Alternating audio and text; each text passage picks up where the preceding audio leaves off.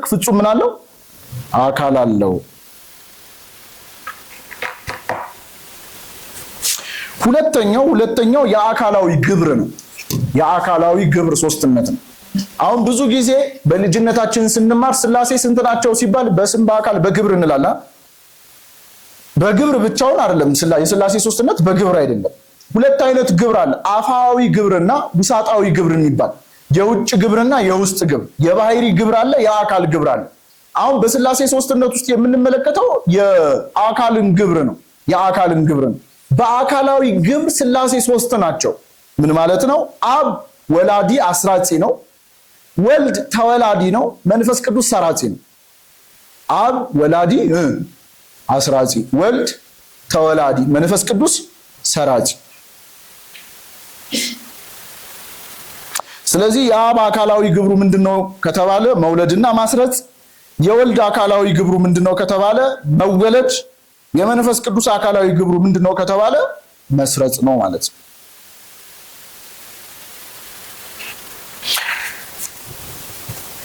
ስለዚህ አብ አባት ወልድ ልጅ ነው ማለት ነው። ከዛ ያው ዮሐንስ ወንጌል ምዕራፍ 15 ቁጥር 23 ላይ እኔን የጠላ አባቴን ይጠላል፣ ከዛ ደግሞ በደመና ሆኖ የሚወደው ልጄ ይሄ ነው፣ የመሳሰሉት ጉዳዮች አሉ። ጥሩ። ታዲያ አብ አባት ነው ወልድ ልጅ ነው ስንል ምን ማለታችን ነው?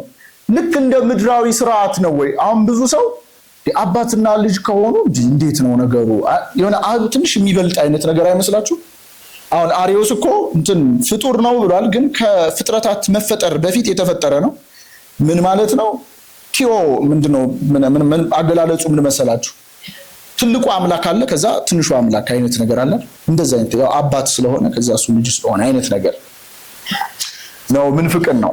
እና ይሄንን ነገር በትክክል ካለመረዳታቸው የተነሳ ብዙ ሰዎች በክህደት ዓለም ውስጥ ይዋዥቃሉ። ጥሩ።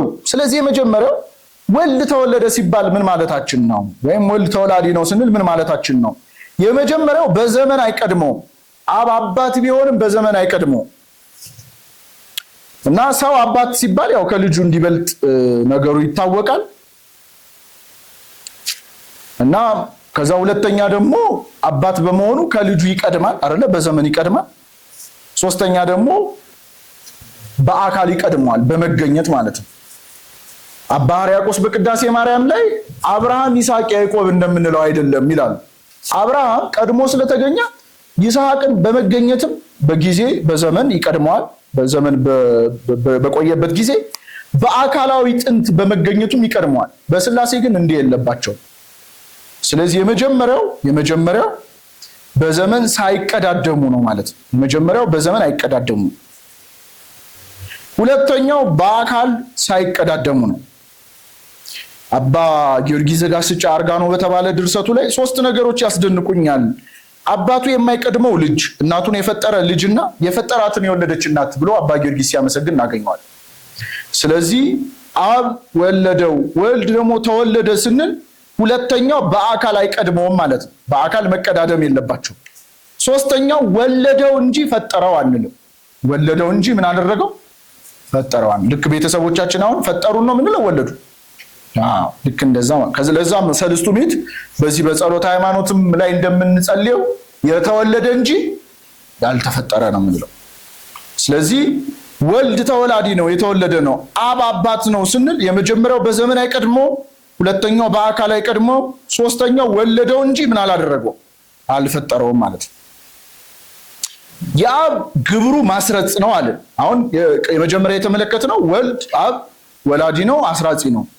ወልድን ይወልዳል፣ መንፈስ ቅዱስን ያሰርጻል አለ።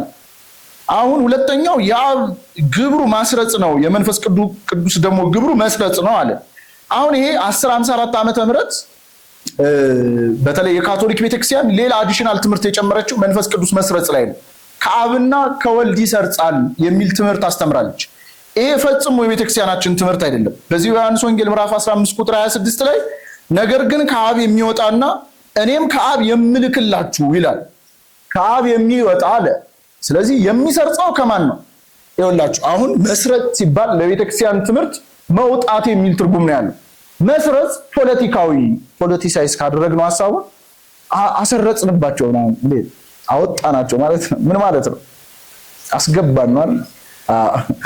በቤተክርስቲያን መስረጽ ማለት ነው። እና ከአብ የሚወጣው ከዛስ ከአብ የሚልክላችሁ ከአብና ከወልድ የተላከ ነው ማለት ነው። ተፈናዊነቱ ተላኪነቱ ከአብ ይሄ ተላኪነቱን ከሰራጺነቱ ጋር አንድ አድርገው ከአብና ከወልድ የሚሰርጽ ብለው አስተማሩ። ይሄ ቤተክርስቲያናችን ትምህርት አይደለም። ከአብ የሰረጸ ብለን ነው የምናምነው እኛ። ከዛ ከአብና ከወልድ ጋር የተላከ ነው የምንለው። ከአብና ከወልድ ምን ያደረገ የተላከ ነው።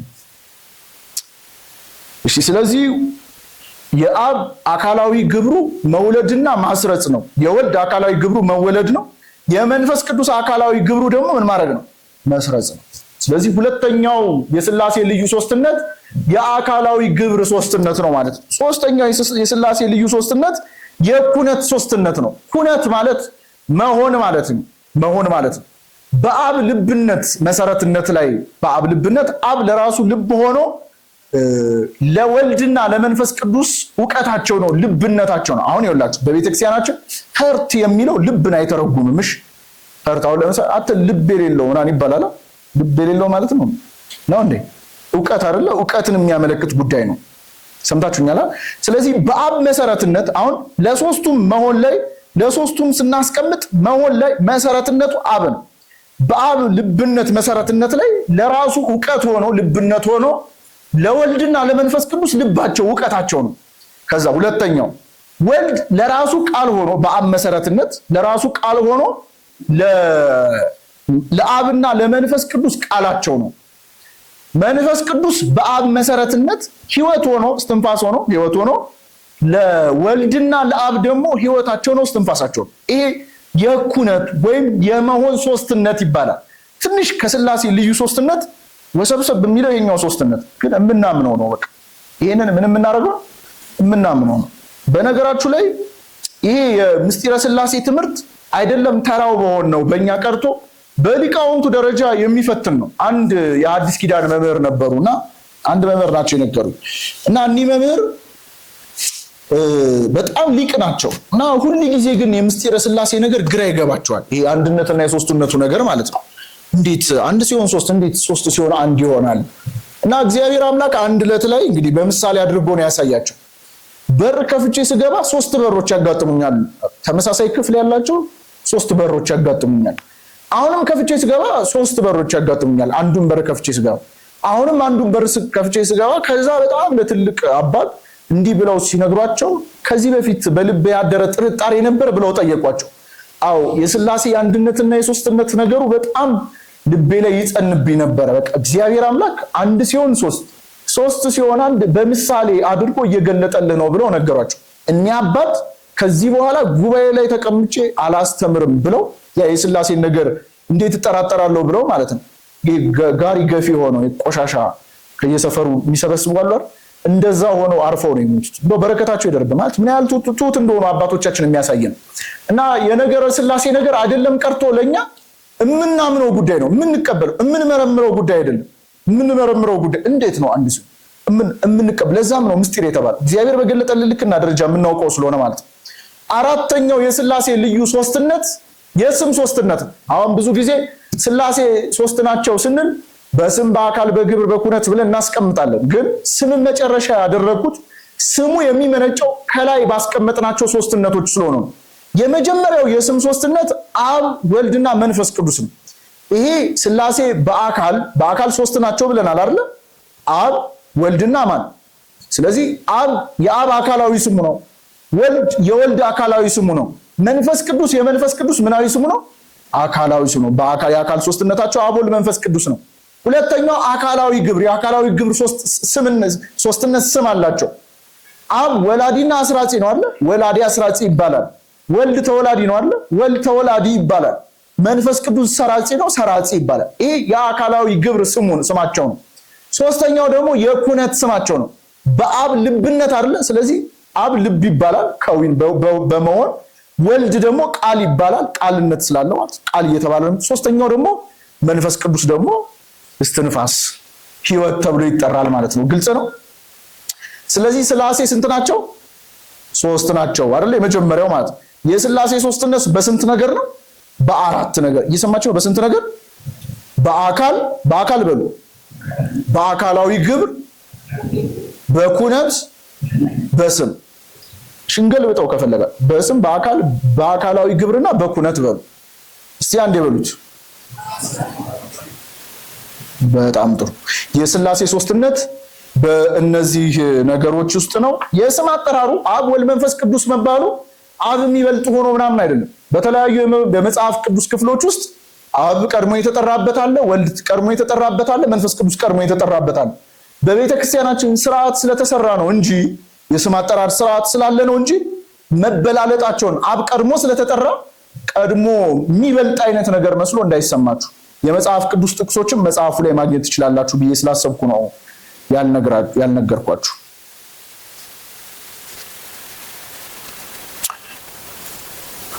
እሺ የእግዚአብሔር አንድነት እንመልከት። ልዩ ሶስት ልዩ አንድ አይደለ ያለው? ከሶስትነት ጀመርን፣ አንድነቱን እንመልከት። የመጀመሪያው ሥላሴ አንድ ናቸው ስንል በገዥነት ነው አንድነታቸው። የሥላሴ አንድነት በገዥነት ነው እና ሥላሴ ገዢ እንጂ ገዢዎች አይባልም። ገዢ እንጂ ምን አይባልም? ገዢዎች አይባልም። ልክ እንደ ምድራዊ ስርዓት ሶስት በመሆናቸው ቦታ ተከፋፍለው የሚገዙ አይደለም። ዓለማችን ላይ ከ200 በላይ ሀገራት አሉ ይባላል አይደል? አይ ቲንክ እንደዛ ነው አይደል? ከ200 በላይ ሀገራት አሉ። እነዛን ሀገራት በጠቅላላ በአንድ መንግስት ስር ነው እንደሚተዳደሩት፣ በአንድ ገዢ ስር ነው እንዴ? ለየሁሉም ሀገራት የራሳቸው የሆነ ምን አላቸው? በሥላሴ ዘንድ እንደዚህ ያለ ነገር የለም። የሆነ አብ የሆነ ግዛት ይዞ የሚገዛ አይደለም። ወልድም የሆነ ግዛት ይዞ የሚገዛ አይደለም። መንፈስ ቅዱስም የሆነ ግዛት ይዞ የሚገዛ አይደለም። ስለዚህ ሥላሴ በገዢነት አንድ ናቸው። ይህንን ለመረዳት ሁለተኛው አንድነታቸውን መመልከት ያስፈልጋል። ሁለተኛው አንድነታቸው የፈቃድ አንድነት ነው። የፈቃድ አንድነት አሁን እኮ መንግስታት በአንድ ተባብረው እንዳይገዙ የሚያደርጋቸው በፈቃድ አንድ ስላልሆኑ ነው። ቤተሰብ እኮ ባልና ሚስት ጸንቶ ቤቱ እንዳይኖር የሚያደርገው እኮ አንደኛው እኮ የፈቃድ ልዩነት ሲኖር እኮ ነው አይደል? የባል ፈቃድ ሌላ ሲሆን የሚስት ፈቃድ ሌላ ሲሆን፣ የሥላሴ ፈቃድ ግን ስንት ናት? አንዲት ፈቃድ ናት። በጣም እኮ የሚያስደንቀው እኮ በድህነት ሂደታችን ውስጥ እንኳን እኮ ክርስቶስ አምላካችን ሰው ሲሆን ተአቡሁ ወመንፈስ ቅዱስ መጽአ ወአድኀነነ ነው የሚለው። በእርሱ ፈቃድ በባህሪ አባቱ በአብ ፈቃድ በባህሪ በሕይወቱ በመንፈስ ቅዱስ ፈቃድ ምን ሆነ? ሰው ሆነ ወይም አዳነን ነው የሚለው ቅዱስ ኤፍሬም ሶርያዊ። ስለዚህ በፈቃድ አንድ ስለሆኑ በፈቃድ መለያየት ስለሌለባቸው የሆነ ግዛት ተከፋፍለው የሚገዙ አይደሉም። በአንድነት ዓለምን ፈጥረው የሚያስተዳድሩና የሚገዙ ናቸው ማለት ነው። ሁለተኛው አንድነት የፈቃድ አንድነት ነው። የመጀመሪያው በገዥነት አንድ ናቸው። ሁለተኛው በፈቃድ አንድ ናቸው። ሶስተኛው በስልጣን አንድ ናቸው። ልክ አሁን ለምሳሌ በምድራዊ የስልጣን ስርዓት ሃይራርኪያል ነው አይደለ? ለምሳሌ ቀበሌ አለ፣ ከዛ ከተማ መስተዳደር ነው፣ ቀጣይ ክፍለ ከተማ ነው፣ ከተማ መስተዳደር፣ ክፍለ ከተማ፣ ከዛስ ከተማ መስተዳደር፣ ከዛስ አታውቁም? ያሳዝናል። ሲቪክስ በቃ ውሃ በላው ስነ ዜጋ። እሺ ለየሁሉም ሃይራርኪያል በሆነ ሁኔታ ገዢዎች አሏቸው አይደል? ከዛ እነዛ ገዢ ለምሳሌ የቀበሌው ገዢ ከክፍለ ከተማ ነው ያልከኝ እንዴ? ወረዳ ምን ከቀበሌ በላይ ምንድን ነው ያለው? እንደዚህ ነው እንዴ? የለውም ማለት ነው። እና ከቀበሌ ቀጥሎ ወረዳ ነው፣ እንደዛ ነው። አረ ቀበሌ ነው የቀረው ባካችሁ ተው አይደለ? በጣም እዚህ አካባቢ ትንሽ ሲቪክስ አዋይ እንትን ለመረጃማ ብዙ አቃጥበው። እሺ ስለዚህ መጀመሪያ ወረዳ ነው፣ ከዛስ ክፍለ ከተማ ነው አይደለ? ክፍለ ከተማ። አሁን በወረዳው ገዢና በክፍለ ከተማው ገዢ መካከል የስልጣን መበላለጥ አለ አለ። በሥላሴ ዘንድ ግን የስልጣን መበላለጥ የለም። ሰምታችሁኛል? በስልጣን ስንት ናቸው ሥላሴ? አንድ ናቸው፣ አንድ ናቸው። እሺ ሌላው በባህሪ ነው። በባህሪ ሥላሴ አንድ ናቸው። ባህሪ ማለት አሁን ባህሪ መሰረት ነው፣ የመገኛችን መሰረት ማለት ነው። የመገኛችን መሰረት ማለት ነው። በጣም 5 ደቂቃ የማይሞላ ብቻ ባህሪ ማለት የመገኛችን መሰረት ሆኖ ግን መገለጫዎቹን ላንሳላችሁ። አለመሞት፣ አለመራብ፣ አለመጠማት፣ ፍቅርነት፣ ከዛ በሁሉ ቦታ የመሆን እነዚህ የመሳሰሉት የባህሪ መገለጫዎች ናቸው። ስለዚህ ባለመሞት ሥላሴ አንድ ናቸው። ባለመራብ፣ ባለመጠባት፣ ባለመድከም ሥላሴ ስንት ናቸው? ፍቅር በመሆን ፍቅራቸው አይበላለጥም። ፍቅር በመሆን ሥላሴ ስንት ናቸው? በሁሉ ቦታ በመገኘትም ሥላሴ ስንት ናቸው? አንድ ናቸው። ስለዚህ ሥላሴ አንድነታቸው ሌላኛው አንድነታቸው የባህሪ አንድነት ነው ማለት ነው። ከዛ ሌላኛው አንድነት ደግሞ በፈጣሪነት ይህንን ዓለም በመፍጠርና በማስተዳደር በማሳለፍ ጭምር ሥላሴ ስንት ናቸው? አንድ ናቸው። ከዛ በመለኮት መለከ ገዛ ነው አንደኛው ትርጉም። ሌላኛው መለከ ማለት ያው አምላክነት ማለት ነው። አሁን የምናመልከው ሥላሴን የምናመልከው በስንትነት ነው። ለዛም እኮ ውዳሴ ማርያም ስንጸልይ ለአብ ለወልድ ለመንፈስ ቅዱስ ስንት ስግደት ሰግዳለሁ? አንዲት ስግደት ሰግዳለሁ የምንለው። አንዲት ስግደት ሰግዳለሁ የማለታችን ምክንያት ልበ አምላክ ዳዊት እግዚአብሔርን አንድ ልመና ብቻ ለመንኩት ይላል። ልበ አምላክ ዳዊት አንድ ልመና ብቻ ለምኖ አይደለም፣ በጣም ብዙ ልመናዎች ነው የለመነው። ግን አንዲት ልመና ብቻ ብሎ የመናገሩ ምክንያት ከለመንኳቸው ልመናዎች ሁሉ የምትበልጥ ልመና ለመንኩ ብሎ ሲናገር ነው። የተለየች ልመና በእግዚአብሔር ቤት በእድሜ ዘመኔ ሁሉ ተጥዬ ኖር ዘንድ ብሎ ነው አይደል? ከለመነው ልመና ሁሉ የምትበልጥ ስለሆነች አንዲት ብሎ ተናገረ ልበ አምላክ ዳዊት።